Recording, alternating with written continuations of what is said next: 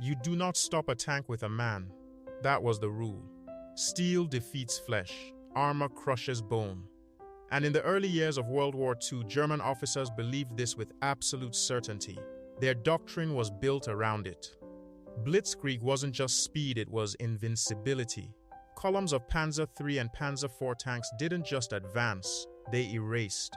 Infantry could slow them, artillery could damage them, but a single soldier? Standing in the open, facing 40 tons of moving steel? That wasn't warfare, that was suicide. German crews laughed at the idea. They had seen what infantry weapons could do. Anti-tank rifles bounced off their armor. Grenades required suicidal proximity. Mines were predictable, avoidable, manageable. And then they heard about something new. An American weapon, carried on the shoulder, fired like a rifle, supposedly capable of destroying tanks. They didn't believe it. They called it a toy, a joke, a desperate gimmick from an army that didn't understand real war. But in 1942, in the burning deserts of North Africa, one man squeezed a trigger and changed everything. You are Staff Sergeant John McAllister, 24 years old, born in Ohio, a mechanic before the war, the kind of man who understands machines not just by looking at them, but by listening to them. Engines talk, metal tells stories, and McAllister has spent his life learning how to listen. Now, in late 1942, you find yourself standing in North Africa, assigned to the 1st Infantry Division, heat pressing down like a physical weight, sand in your boots, sand in your rifle, sand in your teeth. Across the desert, the German Afrika Korps, led by General Erwin Rommel. The Desert Fox, fast, brilliant, ruthless. His tanks don't just attack, they maneuver, they outthink, they outflank. And when they arrive, they don't stop. You've seen what they do.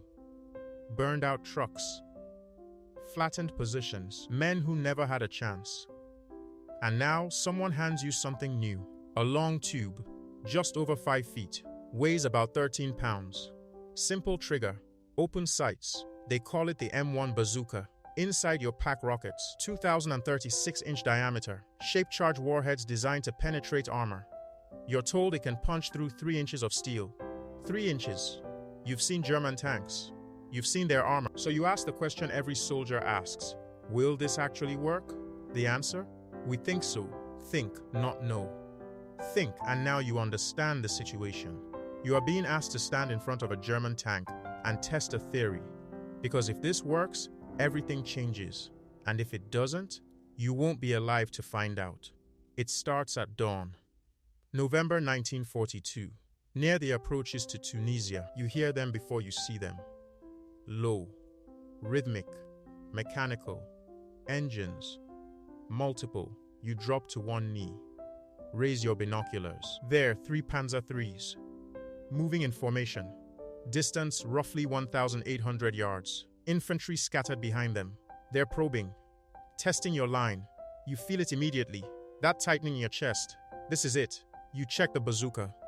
Rocket loaded. Safety off. Your assistant Private Lewis kneels behind you. Hands steady, but his breathing isn't. Backblast area clear, he says. You nod, because that's the other thing about this weapon. When it fires, it doesn't just send a rocket forward. It sends a blast backward. A cone of flame and pressure that will burn anything or anyone standing behind it. So you need space, you need timing, you need everything to go right. The tanks close in. 1,500 yards. Their turrets scanning. 1,200 yards. You can see the markings now. German crosses painted in black and white. 900 yards. Your heart is pounding. You've been told the effective range is about 150 yards. That's the distance between life and death. So you wait. The first tank shifts direction, angling slightly, presenting its side armor. Thinner, better chance. 600 yards.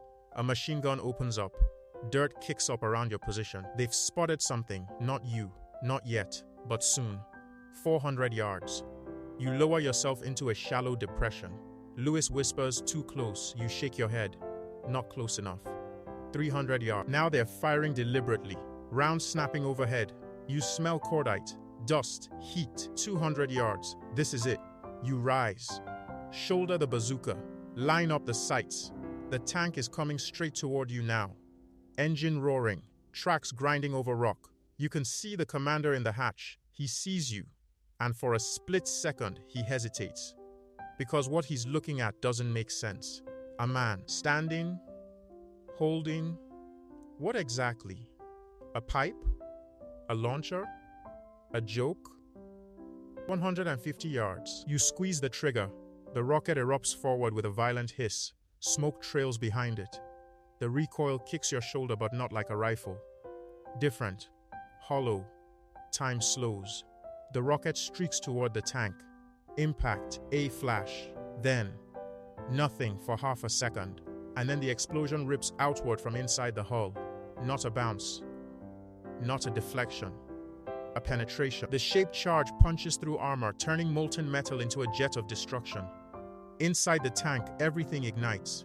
Fuel, ammunition, air, the turret jerks, then blows. Flame erupts from every opening. The Panzer stops dead. Silence just for a moment. Then chaos. The second tank halts. The third veers off. German infantry scatter. Because they don't understand what just happened. You reload, hands moving faster now. Lewis slams another rocket into the tube. Loaded, second tank side exposed. Distance, 120 yards. You fire again. Another hit, another explosion. This time faster, cleaner. The tank doesn't just stop, it burns. Black smoke pouring into the sky. And now, they know. This isn't a joke. This isn't a toy. This is a threat. Machine guns open up. Tracers ripping toward your position. You dive. Dirt explodes around you. They're aiming for you now. Because you've just changed the rules. You crawl, reposition, heart hammering. Ears ringing. Lewis is shouting something, but you can't hear it. You look up. The third tank is pulling back. Retreating. Retreating. A German Panzer. Retreating from infantry. Think about that. Because that moment, that single moment, shatters years of certainty. Mid-roll CTA. If you find this kind of forgotten history as fascinating as we do, we'd be honored if you'd hit that subscribe button. We believe these stories of courage, sacrifice, and ingenuity deserve to be told. And by subscribing, you help us ensure they aren't forgotten. The fight isn't over. Because now they adapt. Weeks later, Sicily, then Italy, then Normandy. German crews are warned. Watch for the tubes, kill the men carrying them first, but it doesn't matter. Because the bazooka spreads, thousands produced, improved warheads, better penetration. Infantry units across Europe now carry the power to kill tanks. No longer helpless, no longer running. Now they hunt. There's a moment late 1944. France, a German Panther tank rolls into a village, confident, untouched, until a single soldier steps from a doorway, fires once, and turns 45 tons of armor into a burning coffin. This happens again, and again, and again. Each time, the same realization, the same shock, the same fear. Because now every bush, every window, every ruined wall could be hiding a man with a bazooka. And there is no armor thick enough to ignore that. What they didn't know, what German command couldn't fully grasp at first, was that this wasn't just a new weapon. It was a new equation. Before the bazooka, tanks dominated infantry.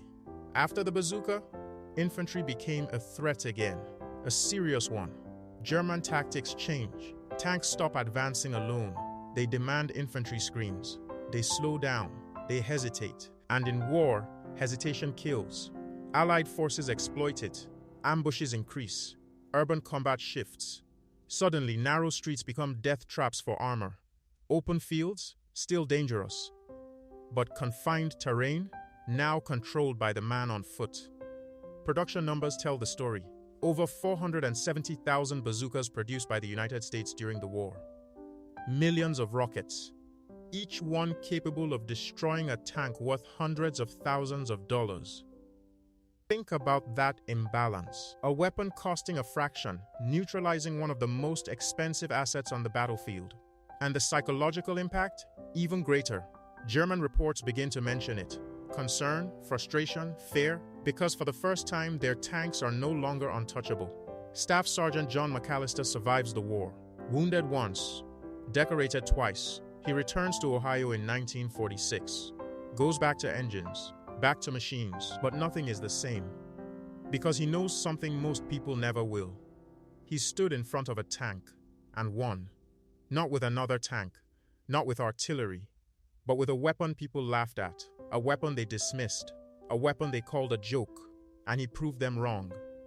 Thousands of men followed, unnamed, unrecorded, standing in shattered towns and open fields, carrying tubes on their shoulders, facing steel with fire.